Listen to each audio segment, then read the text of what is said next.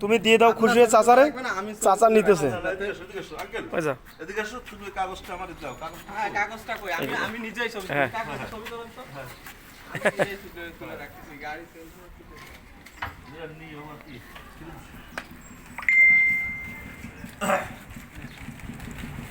সে payment করুক আর সে কাগজ দিয়ে নিক। না কম আছে, 5,000 না 3,000 মনে হয়। ওই স্ট্যাম্পের সময় দিয়ে দেবেন।